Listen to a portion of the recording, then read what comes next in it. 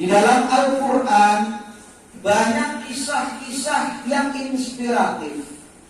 Kita sebagai seorang muslim akan menemukan banyak inspirasi jika kita mau menggali dari kisah-kisah di dalam Al-Quran.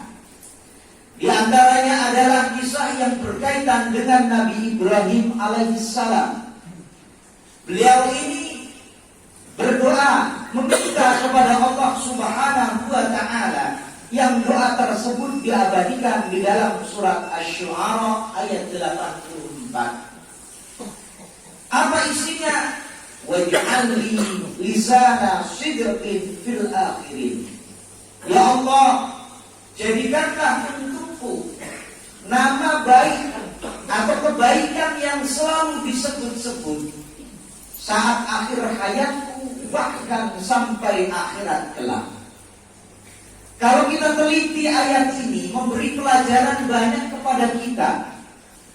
Seperti yang disampaikan oleh Imam Al-Baidawi di dalam tafsirnya, Nabi Ibrahim alaihissalam meminta kepada Allah agar diberikan kedudukan yang mulia, jahad, kedudukan yang mulia, wa husna sautin, dan nama baik saat di dunia bahkan sampai akhirat kelak.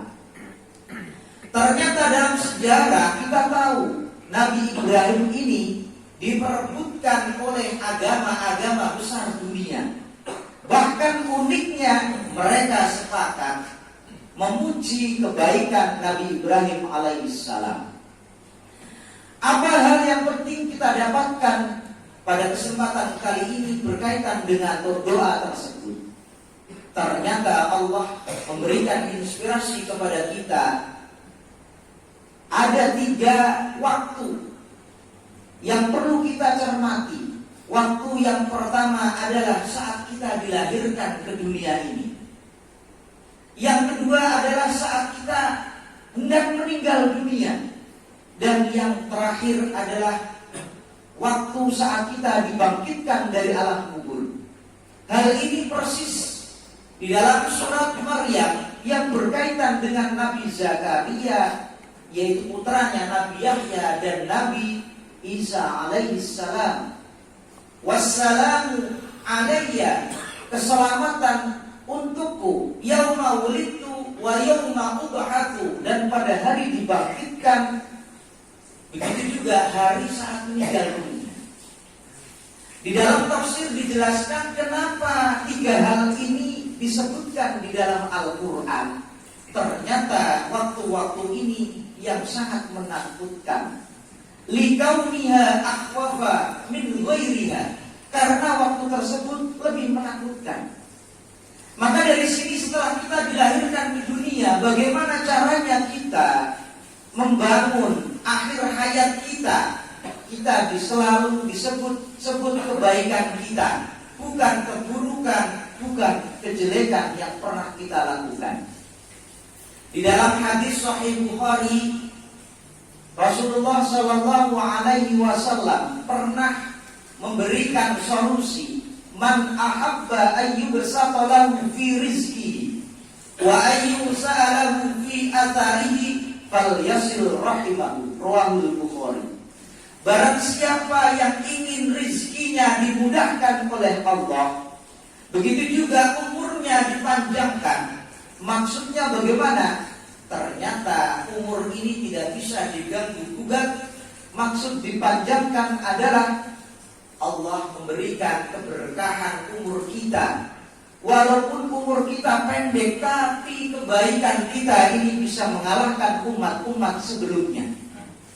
Kalau kita teliti, umat Nabi Muhammad ini sangat unik. Lebih-lebih kalau kita saat Jumatan, ya ini persis kayak umat Nabi. Datangnya telat, pulangnya paling cepat, kadangkala pengen mendapatkan berkah. Ini gambaran umat Nabi Muhammad, umat yang terakhir tapi masuk surga duluan. Ini pelajaran penting, ternyata umat Nabi ini diberikan kualitas waktu, kualitas keberkahan amalnya, sehingga mampu mengalahkan umat-umat terdahulu. Maka di hadis ini dijelaskan, kalau kita ingin rezeki kita berkah, Solusinya bagaimana? Fal yasil rahimah. Maka caranya adalah kita harus bersilaturahim kepada sanak famili kita. Lebih-lebih fenomena sekarang ini, saat orang tua kita meninggal dunia, banyak kerabat, banyak saudara, anak-anaknya tidak mau menyambung tali silaturahim yang telah dibangun orang tuanya. Mumpung kita masih di bulan Syawal ini, kalau memang tidak bisa ketemu langsung dengan orangnya, minimal WA, minimal kita telepon, menanyakan kabar. Hal ini menjadikan kita selalu dikenal oleh saudara-saudara kita. Ma'asyiral muslimin rahimakumullah. Di samping kita silaturahim, apa yang perlu kita kedepankan? Di antaranya adalah ketua yang diberikan oleh kakeknya pengarang kitab Fathul Mu'in, Syekh Zainuddin bin Ali bin Ahmad, di dalam kitab Al-Azkiyah. Beliau ini memberikan resep agar kita hidup mulia. Li salamatid dunya khisalun arba. Agar kita di dunia ini merasakan kenyamanan, ketentraman, ada 4 hal yang perlu kita lakukan. Yang pertama adalah ghufrun li jahlin. Kita harus memaafkan orang lain yang telah menyakiti kita, baik disengaja ataupun tidak. Memang ini berat.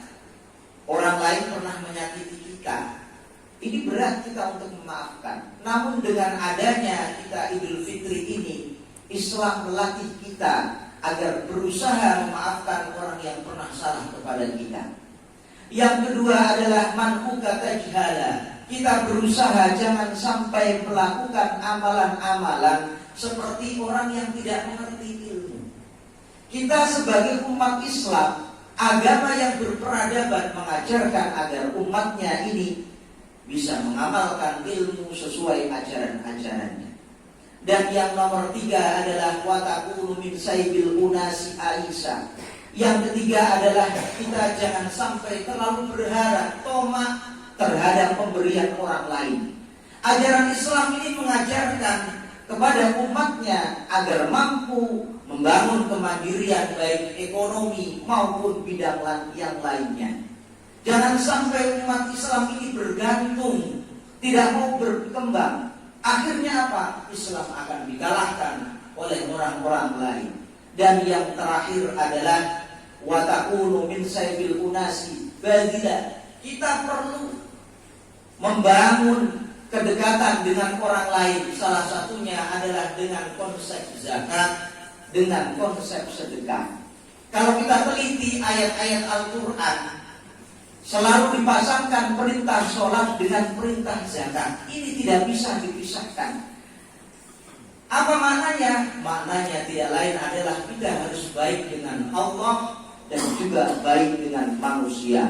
Maka dari sini banyak orang sekarang ini ibadahnya rajin, sama tetangga kurang baik, sama teman kurang baik. Yang menjadi pertanyaan adalah, kalau kita nggak baik sama orang lain, kira-kira kalau kita meninggal dunia, siapa yang mau mengantarkan jenazah kita ke kuburan?